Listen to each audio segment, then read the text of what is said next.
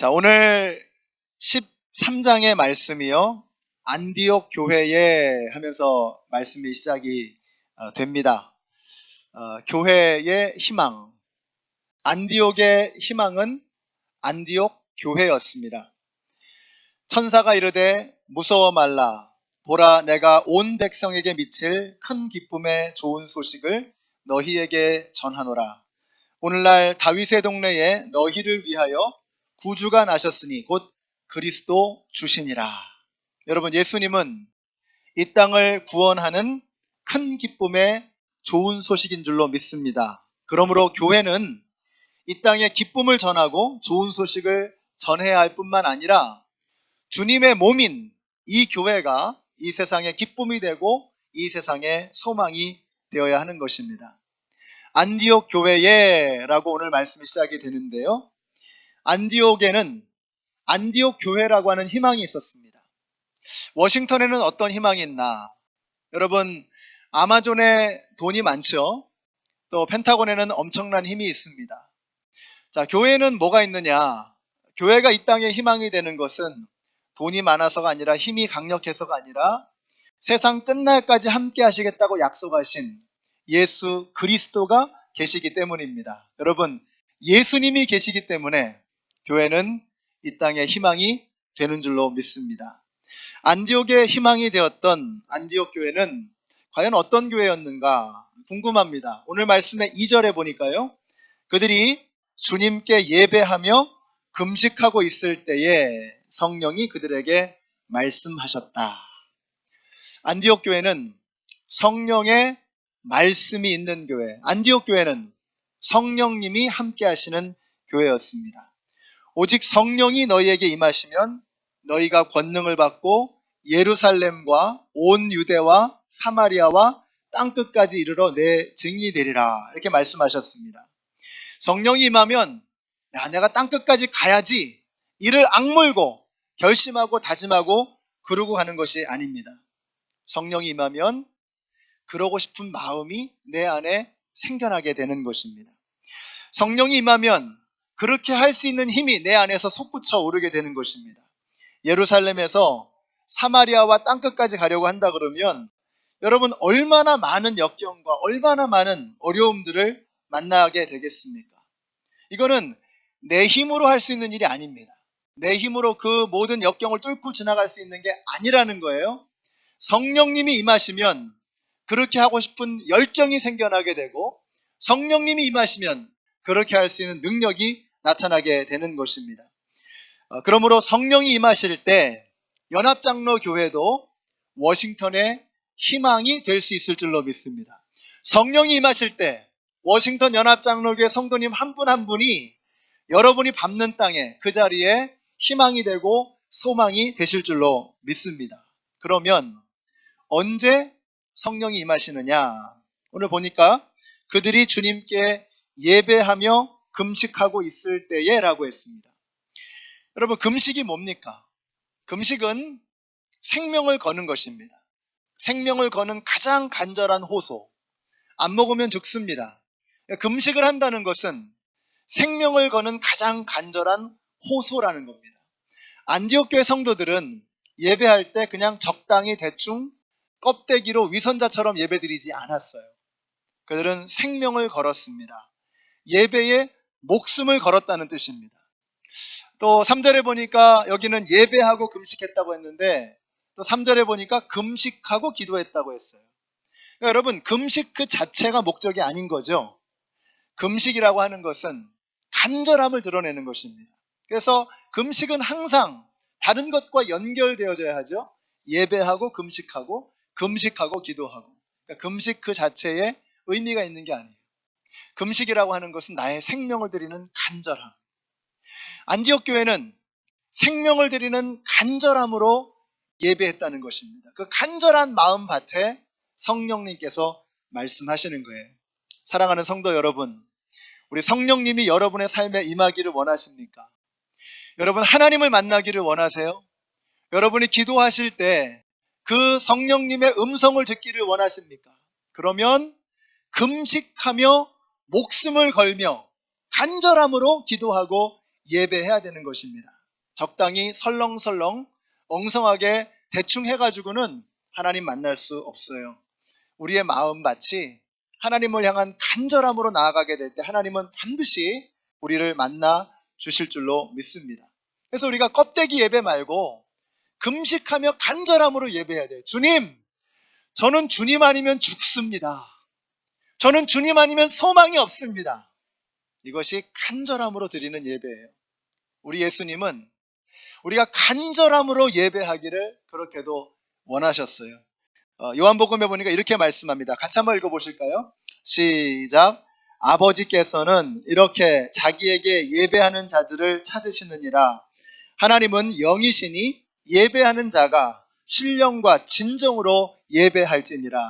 우리 예수님은 우리가 그냥 적당히 껍데기로 예배드리는 게 아니라 신령과 진정으로 in spirit and in truth 우리의 모든 것을 내어놓고 영으로 영이신 하나님을 만나기를 원하셨습니다.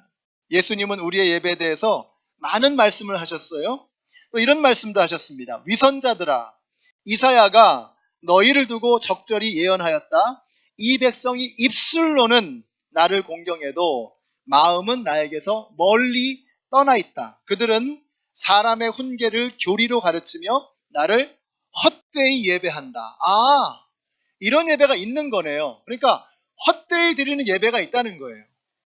우리가 지금 주일날 이 본당 안에 예배 드리러 왔지만, 그러나 예배를 드리지만 헛되이 예배 드리는 것이 있다는 거예요. worship in vain. 쓸모없이, 쓸데없이, 아무런 소득 없이 드리는 예배가 있다는 것입니다. 우리 연합장로교 우리 모든 성도님들의 예배가 금식함으로, 생명을 거는 간절함으로, 헛된 예배가 아니라 신령과 진정으로 하나님 앞에 모든 것을 쏟아놓고 내어놓고 예배 드릴 수 있는 저와 여러분이 되시기를 예수님의 이름으로 축원합니다. 이제 2018년에 50주가 지나갔습니다. 달랑 2주 남았어요. 여러분 지난 50주 동안 어떻게 예배 드리셨는지 잘 모르겠습니다. 그러나 이제 올 한 해가 다 가기 전에 우리가 드릴 수 있는 그 예배의 모든 순간순간에 최선을 다해서 안디옥 교회 성도들이 금식하며 예배했던 것처럼 생명을 내어놓는 절실한 마음으로, 간절한 마음으로 진실되게 예배할 수 있는 우리 모두가 되시기를 예수님의 이름으로 축원합니다. 교회가 이 땅에 희망이 되려면요, 첫째 성령이 임해야 한다라는 말씀드렸죠. 그것은 예배, 곧 하나님을 만나는 일로부터 시작이 되는 것입니다. 자, 두 번째로 안디옥 교회는 어떠했느냐? 1절을 한번 보세요. 우리 1절 같이 한번 읽어보실까요? 시작. 안디옥 교회에 예언자들과 교사들이 있었는데 그들은 바나바와 니게르라고 하는 시므온과 구레네 사람 루기오와 분봉왕 헤롯과 더불어 어릴 때부터 함께 자란 마나엔과 사울이다. 이렇게 되어 있습니다. 자, 이것이 두 번째. 교회는 다양한 사람들이 함께 어우러져야 한다라는 말씀 여러 차례 드렸죠. 그러니까 왜 이런 말씀이 계속 나오느냐 보니까요, 초대교회는 정말 그랬던 거예요. 교회가 강력하게 되기 위해서는 이러이러해야 된다라고 연역적으로 일반론을, 원칙을 세워놓고 케이스를 찾은 게 아니라 성경을 가만히 들여다놓고 보니까 초대교회들은 전부 다양한 사람들이 모인 거예요. 별 이상한 희한한 사람들이 다 모인 거예요. 근데 그들이 모여서 하나님 앞에 함께 예배하는 강한 교회. 초대교회는 큰 교회가 아니었습니다. 작은 교회들이었어요. 그러나 그 교회들은 강력했어요. 다양한 사람들이 모였거든요. 요즘에 유행하는 말 중에 강소교회라는 말들이 있습니다. 강소교회.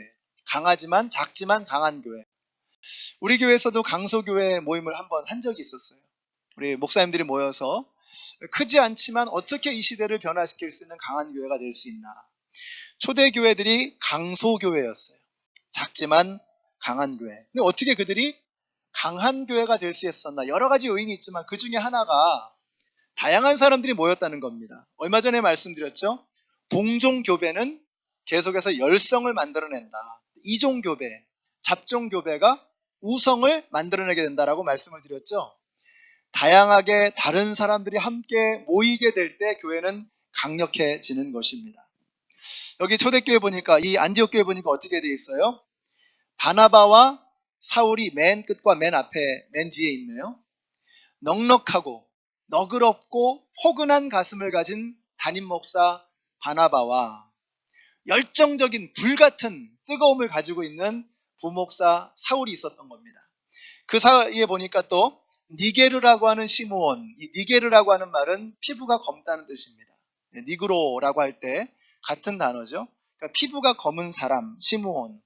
학자들은 이 사람이 예수님의 십자가를 대신 짊어지었던 구레네 사람 시몬일 것이다 라고 그렇게 이야기를 합니다. 아무튼 자, 이 사람이 있었고요. 또 그 다음에 구레네 사람 루기오, 아프리카 출신의 루기오라고 하는 사람도 있었습니다. 또 보니까 분봉왕 헤롯과 더불어 어릴 때부터 함께 자란 마나엔, 옛날 번역에는 헤롯의 젖동생 마나엔. 그러니까 헤롯 왕의 친구같이 같이 자란 사람이니까 아마 필시 귀족이었을 겁니다. 그러니까 안디옥 교회 안에는 이렇게 다양한 사람들이 모여들었을 뿐만 아니라 더 중요한 건 뭐예요? 이 다양한 사람들이 리더십이 될 수 있었던 거죠. 그렇게 다양한 사람들이 리더십이 될 수 있을 만큼 열려있는 교회였다는 겁니다. 많은 사람들이 모여드는 그런 교회가 될 수 있어요. 다양한 사람들이 모여드는 그런 교회가 될 수 있어요. 그런데 다양하게 모여든 사람들이 자기의 목소리를 낼 수 있고 자기의 생각이 존중을 받을 수 있는, 그래서 다양한 사람들이 리더십이 될 수 있는 것, 이것이 대단히 중요합니다. 우리 연합장로교회가 그런 교회가 되었으면 좋겠어요. 다양한 사람들이 모여들고 그 다양한 사람들이 자신의 리더십을 발휘할 수 있는 교회. 이번 주에 2018년에 마지막 NIH 모임을 갔었습니다. 거기에서 한 목사님을 만났는데 그 목사님께서 하시는 교회가 생명 모자이크 교회라 그래요. 다양한 민족들이 모여서 함께 예배를 드리는 아주 작은 교회였습니다. 모자이크가 뭔가를 생각해 보니까 여러분 이런 게 모자이크잖아요. 이런 게 이제 다 하나하나 그 돌 조각 같은 것들이 이렇게 모여서 하나의 그림을 만들어내는 거죠. 여기 가만히 보시면 예수님 그림인데 가만히 보시면 똑같은 모양이 하나도 없어요. 정확하게 똑같은 색깔이 하나도 없어요. 다 모양이 다르고 사이즈가 다르고 색깔이 다 달라요. 근데 이런 다양한 돌들이 모여서 예수 그리스도의 형상을 이루어가는 거죠. 자, 그 다음에 오병이어의 그림이죠. 여기 있는 조각들도 다 모양과 색깔이 다 다르죠. 자, 그 다음에 이것도 모자이크예요. 그래서 자세히 보면 이게 여러 개의 조각 돌들이 이렇게 모여서 십자가 형상을 이루는 거죠. 근데 그러고 보니까 제가 이런 그림들을 막 찾다가 가만히 생각해 보니까 우리 교회도 모자이크 되게 많은데 이 생각이 번뜩 드는 거예요. 여러분 여기 보시면 여기 이런 스테인드 글라스, 이거 일종의 모자이크 아닙니까? 여기도 있고 여기도 있고 여기도 있고 말이죠. 또 하나 있어요. 모자이크가 또 있어요. 스테인드 글라스 말고. 혹시 아시는 분 계세요? 예, 맞습니다. 예, 이게 번뜩 생각이 나. 이게 옛날에 미국 교회 지으실 때 우리 미국 성도님들이 다른 나라 뭐 이태리에서 가져온 돌이라는 것 같아요. 수천 수만 개의 돌 조각들을 이렇게 모아가지고 이렇게 작품을 완성한 겁니다. 여기 수천 수만 개의 돌 조각들, 조그만 돌 조각들이 모여 있는데 이 중에 색깔 똑같은 거 하나 없고요, 모양 똑같은 거 하나 없습니다.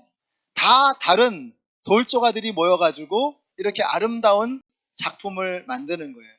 똑같은 모양이면 재미없습니다. 색깔이 한 가지면 작품 안 나와요. 다양한 색깔, 다양한 모양들이 모이니까 이렇게 아름다운 멋있는 예술 작품이 만들어지는 거죠. 그러고 보니까 여기 핸드벨도 마찬가지 아닙니까? 여기 다 비슷하게 생겼지만 똑같은 크기가 하나도 없죠. 다 비슷한 소리를 내지만 같은 소리 내는 게 하나도 없죠. 다 음이 다르죠.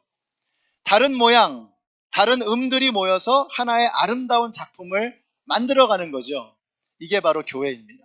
저는 연합장로교회가 이런 모자이크와 같은 그런 교회가 되시기를 바라요. 여러분다운 소리와 여러분다운 모양과 여러분다운 모습을 드러내는 거죠. 그런 모든 것들이 함께 어우러져서 하나의 작품을 만드는 거예요. 우리 연합장로교회가 그런 교회가 되시기를 바라요. 그러고 보니까 우리 교회 이름에도 모자이크가 들어있어요. 연합장로교회, 유니언이라고 하는, 이 유나이티드라고 하는 말은 무엇입니까? 여러 개가 함께 어우러졌다는 뜻 아닙니까? 그러니까 유나이티드가 빠지면, 연합이 빠지면 우리 교회가 아닌 거죠. 근데 교회가 그런 것입니다.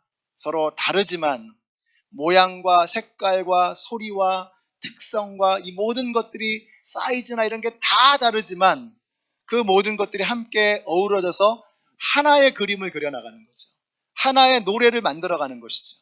우리 연합장로교회가 그렇게 함께 다양한 사람들이 모여서 아름다운 교회를 세워나가는 우리 모두가 되시기를 예수님의 이름으로 축원합니다. 마지막으로 안디옥 교회는요, 순종하는 교회였어요. 근데 이게 멋있습니다. 2절에서 보니까 온 교회가 함께 기도를 했습니다. 자, 그랬더니 기도 끝에 성령님께서 말씀을 하세요. 뭐라고 말씀하시느냐? 너희는 나를 위해서 바나바와 사울을 따로 세워라. 내가 그들에게 맡기려고 하는 일이 있다. 자, 이 말씀을 듣고 교회가 어떻게 했습니까? 3절 같이 읽습니다. 시작. 그래서 그들은 금식하고 기도한 뒤에 두 사람에게 안수를 하여 떠나보냈다. 여기 나와 있지 않지만 두 사람에게 안수를 하여 즉각 떠나보냈다. 이렇게 읽어야 되지 않습니까? 안디옥 교회는 순종하는 교회였습니다. 근데 그냥 순종하는 것이 아니라 즉각적으로 순종하는 교회. 그렇지 않아도 이 사울이 좀 성격이 까칠하니까, 바나바가 성격이 너무 두리뭉실하니까 이건 뭐 별로 잘할 것 같지 않고, 그렇지 않아도 목사 내보내려고 했는데 잘됐다, 기회다 해가지고 하나님의 음성을 듣고 보내는 게 아니죠. 지금 바나바와 사울은요, 이 교회의 기둥 같은 존재입니다.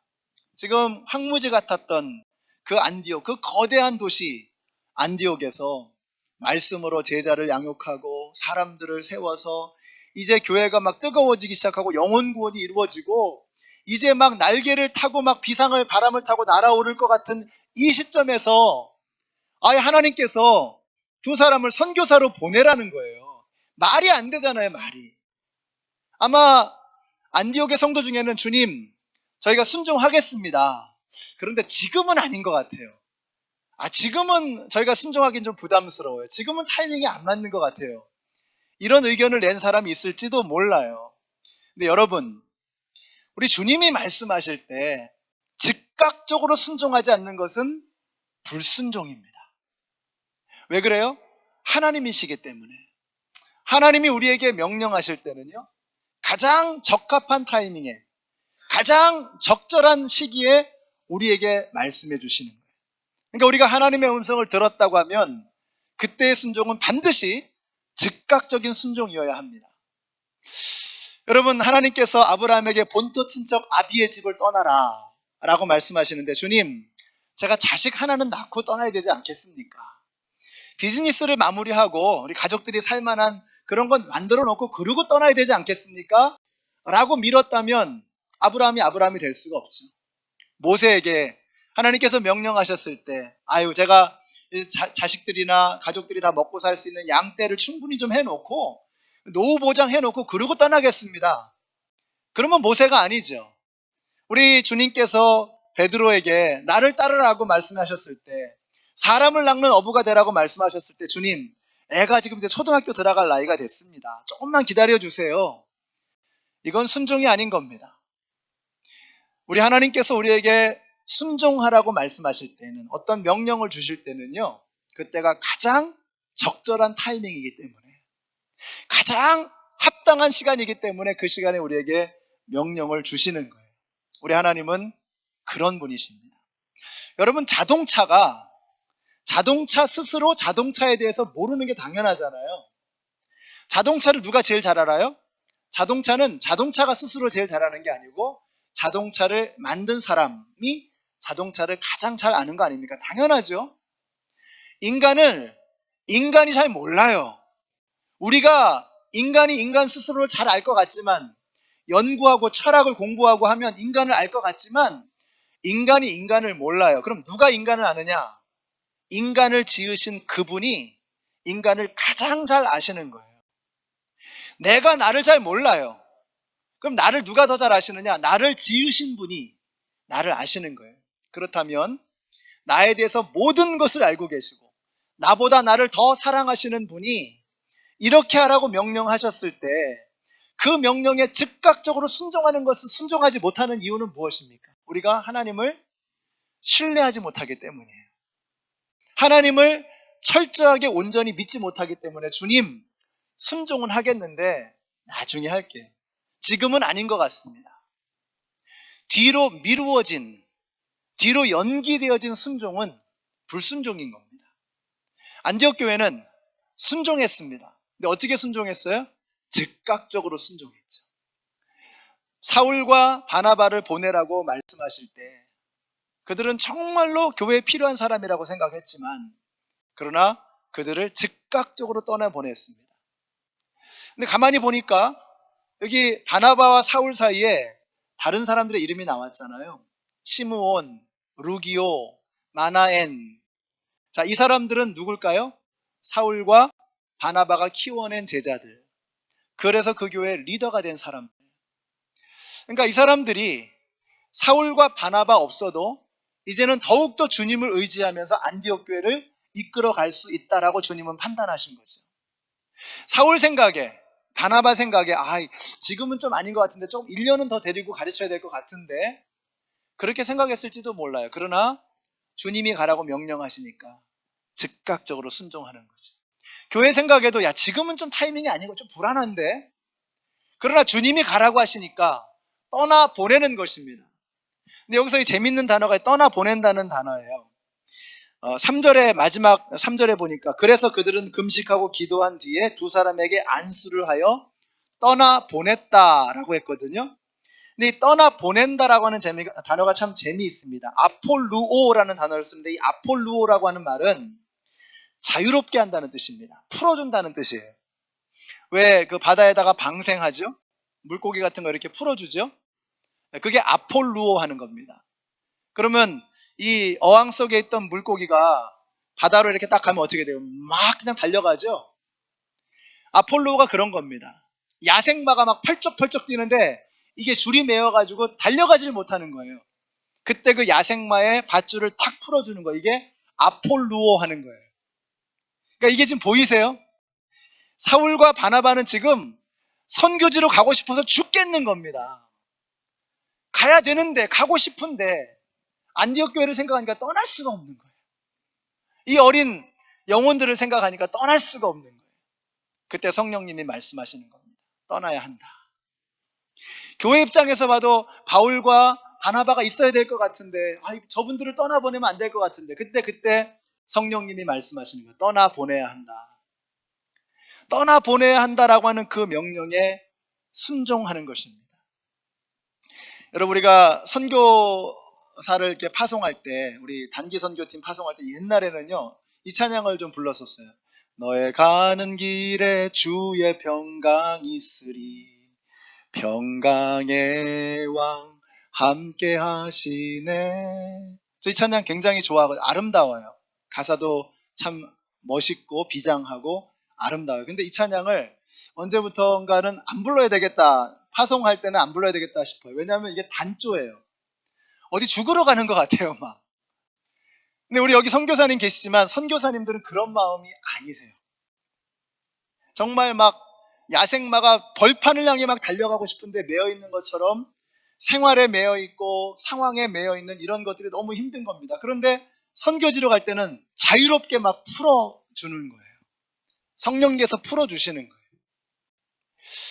여러분 우리 안에 주님을 향한 열정, 사랑의 뜨거움이 막 끓어오르면요 이렇게 되는 거예요. 막 벌판을 향해 뛰어가게 되는 거예요.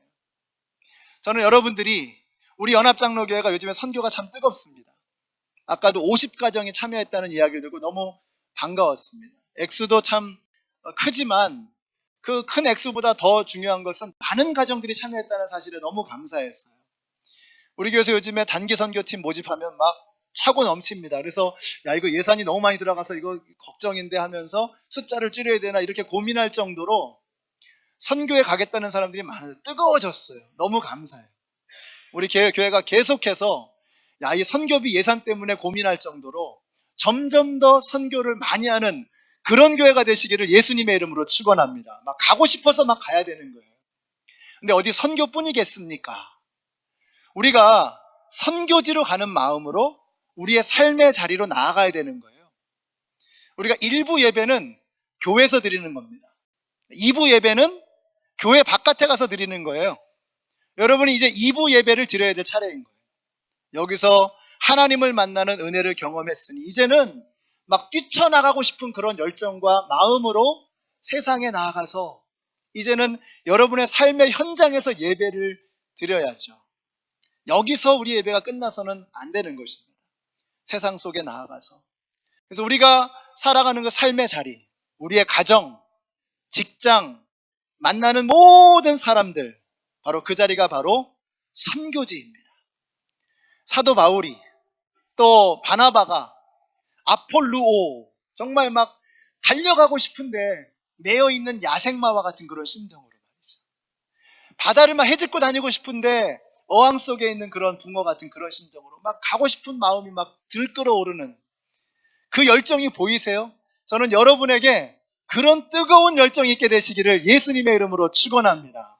이 예배에서 성령님을 만나고 주님을 만나서 우리의 가슴이 뜨거워지면 그러한 심장으로 세상을 향해 나아가야 되는 거예요. 그래야 우리를 통해서 세상이 바뀌는 역사가 나타나는 거예요. 그래야 우리 연합장로교회가, 우리 연합장로교회 성도님들이 워싱턴의 희망이 될 수 있는 것입니다. 우리 워싱턴 지역에 얼마나 많은 교회들이 있습니까?